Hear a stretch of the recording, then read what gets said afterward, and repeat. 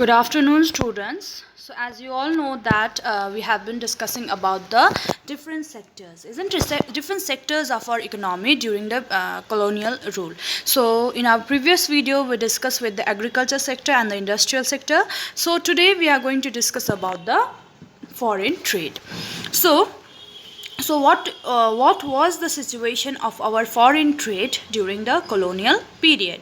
So, India has been an important trading nation since ancient times. Okay, so India was one of the important trading nation, but after the Britishers' rule was established in India, the Britishers adopted the various restrictive policies with relation to policy in terms of the commodity production, trade, and the tariff. And these policies that were being adopted by the Britishers affected the structure, composition, and the volume of India's foreign trade. So, consequently, India became the exporter of the primary products such as raw silk, cotton, wool, sugar, indigo, etc., and an importer of finished consumer goods like cotton, silk, and woolen clothes, and capital goods like light machinery produced in the factories of Britain.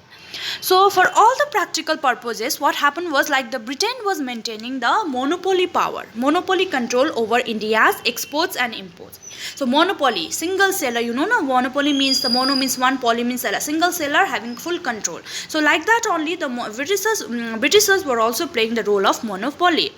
So, as a result, more than half of the India's trade was restricted to Britain, while the rest was allowed with a few other countries like China, Ceylon, Sri Lanka, and Persia, that is Iran.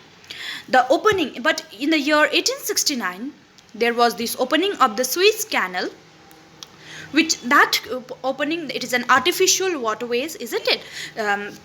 Waterways. Okay, so that opening of that waterways further intensify the British control over India's foreign trade. It further intensified. The most important characteristics of the India's foreign trade throughout the colonial period was the generation of large export surplus.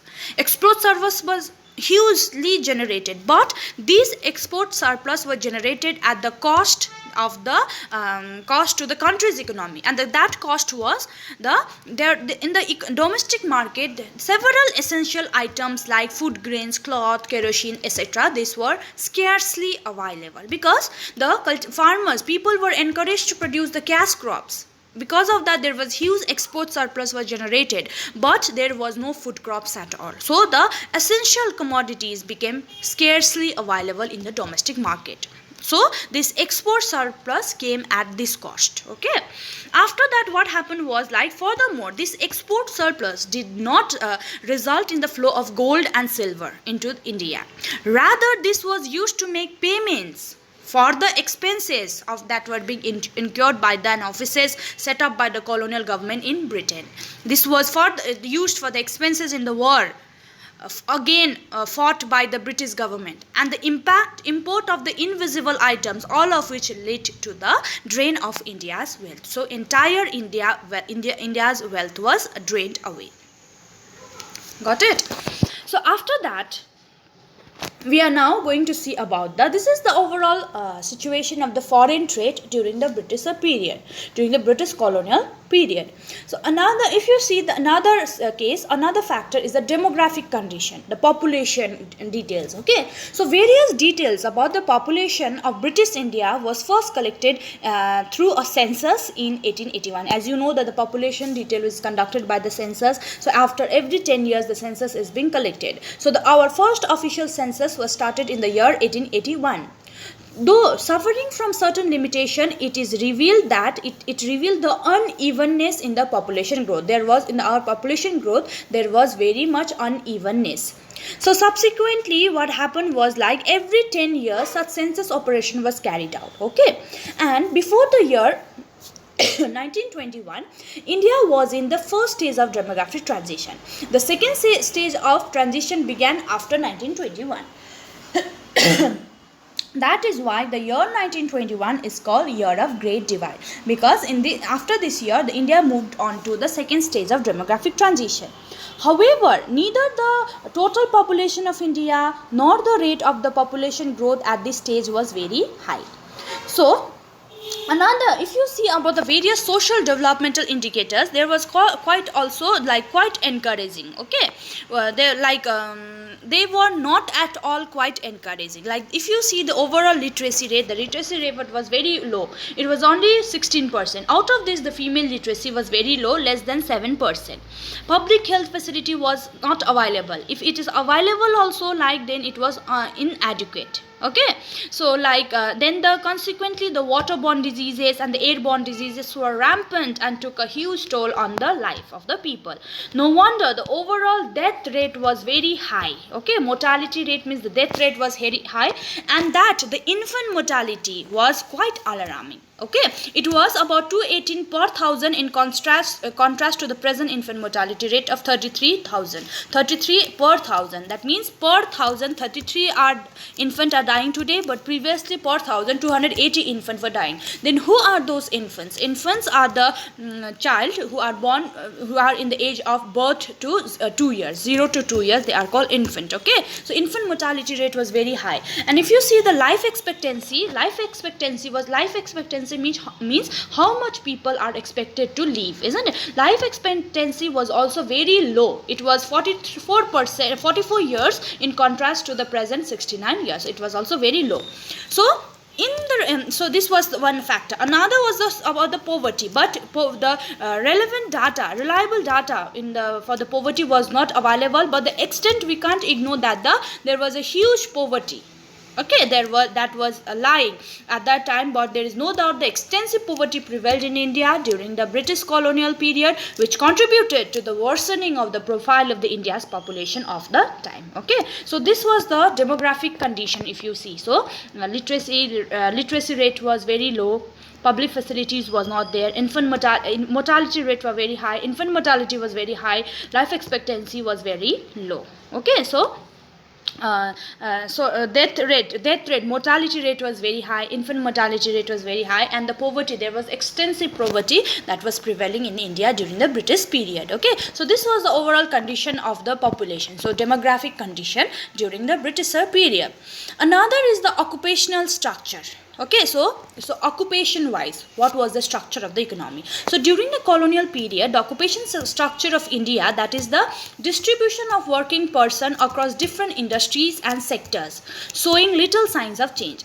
As you know, that time the Indian economy was an agrarian economy. The agriculture sector accounted for nearly for the largest share of workforce, that many people are employed in agriculture, which usually remain high at 70 to 75%, while the manufacturing and the services sector accounted only for 10 and 15 to 20% respectively. That means more people are engaged in the agriculture sector. Another striking aspect was the growing regional variation, but there was a variation, differences in the region. For example, parts of then the Madras Presidency, comprising the areas of the present-day states of Tamil Nadu, Andhra Pradesh, Kerala and Karnataka, Bombay and Bengal, witnessed a decline in the dependence of workforce on agriculture. So there was the decline in the workforce of agriculture with a commensurate increase in the manufacturing and the service sector. So in this part of the Madrasa Presidency, the dependence on agriculture was less, and it was more in the manufacturing and the services sector. However, there had been an increase in the share of workforce in agriculture during the same time in the states such as Odisha, Rajasthan and Punjab. Okay, so there was the equal uniformly, like everywhere the agriculture was the dominating occupation. It was not like that. There was variation. Some of the regions, like there was the agriculture was the dominant occupation, whereas in some other region the manufacturing and the industries were the dominant areas. Okay, more people were engaged in the industries and manufacturing. So there was a regional variation was there. If you have to see the occupation structure, so this was the overall occupation structure of the economy at that time. So another point is the infrastructure. So if you see the infrastructure during the British colonial period, so we'll see what was the condition of that. So under the colonial regime, basic infrastructure such as railways, ports, waterways, postal services, telegram, etc. has developed. So infrastructure means the services or the facility that helps in the development of the economy, isn't it? So these were developed. However, the real motive of the development of this kind of infrastructure during the British rule was not to provide amenities to the Indians and not to provide amenities to the India and to the people of India, but to subserve various colonial interests. It is for them only. They have developed infrastructure. Railways were introduced by British, waterways were introduced by them, postal services, telegraph services. All this infrastructure was their contribution only, but the real motive was it is not for the providing amenities to the people of India, but for their own interest only, colonial interest. So roads, they constructed roads were constructed in India prior to the advent of the British rule, were not fit for the modern transport. Modern transport could not be done. So the roads were built primarily built by the Britishers to serve the purposes of mobilizing the army, so that their army troops can move from one place to another place within the India and drawing out raw materials from the countryside to the nearest railway station or the port to send this to the far away England and other lucrative foreign destination. So they have developed railway, so it is for their own interest, not for the people of India, okay, so that they can take the raw materials from the field to the nearest railway station, so that their army can mobilize properly, okay. So there has always remained an acute shortage of all weathered road to reach out to the rural areas during the rainy season. Naturally, therefore, people mostly living in these areas suffered grievously during the natural calamities and farming, okay. So they were only develop infrastructure for them only, not for the people of India. So the British introduced the railway in India in 1850. So when was railway established? In 1850, and it is considered as one of the important contribution that they have made, isn't it? So the railway affected the structure of the Indian economy in two important ways. The railway that was being introduced, it affected the Indian economy in two important ways. On the one hand, it enabled people to undertake long distance travel and thereby break geographical and cultural barriers, while on the other hand, it fostered commercialization of the Indian agriculture, which adversely affected the self-sufficient of the village economies in India. So although it was developed, but there was two important, the railway affected the structure of Indian economy in this way. One was like people could travel, they could travel from one place to another, but another thing was they made our agriculture commercialize, okay. So with adversely, so because of that, there was a decrease in the self-sufficiency of the village economy in India. So like food grains were not available for the people.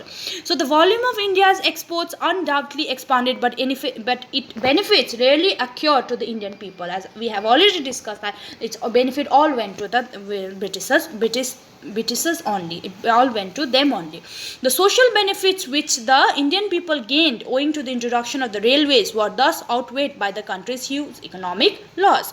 So along with the development of roads and railways, the colonial dispensation also took measures for developing inland trade and sea lanes. However, these measures were far from satisfactory.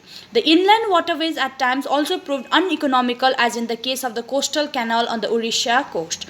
Though the canal was built at a huge cost to the government exchequer, yet it failed to compete with the railways. Okay, it was not economical, which soon travested the region running parallel to the canal and had to be ultimately abandoned. Oh, that was not successful. So, the introduction of the expensive system of electric telegraph in India similarly served the purpose of maintaining law and order. So, they have introduced telegraph, but to maintain the law and order in India. Similarly, after that, the postal services, on the other hand, despite they are serving a useful public purpose, but despite all this, they remained all through inadequate. So, this is about the infrastructure. So various infrastructures, the infrastructure that we have, it is all the important contribution of the Britishers, but the main real motive behind the establishing or behind the introduction of this kind of infrastructure or building up of this infrastructure was, the real motive was for their benefits, for their basic amenities, so that they will have the basic amenities. It is not for the Indians, okay. So the infrastructure, if you see the infrastructure during the British period, it was well developed infrastructure was there, but it is not for the Indians, but it is for them also, so that it become easier for them, okay. So for their betterment only, they have developed the various infrastructure in our economy, okay. So with this is all about the chapter your Indian economy and the eve of independence. So yeah, so like like if you have seen that the this was the overall situation, if you see like overall situation of our economy during the British period. So what was the condition of the agriculture sector, industrial sector, demographic condition, foreign trade, occupation structure, infrastructure. So this was the overall situation of our economy under the British under the colonial period. Okay, so this is all about the chapter Indian economy on the eve of independence.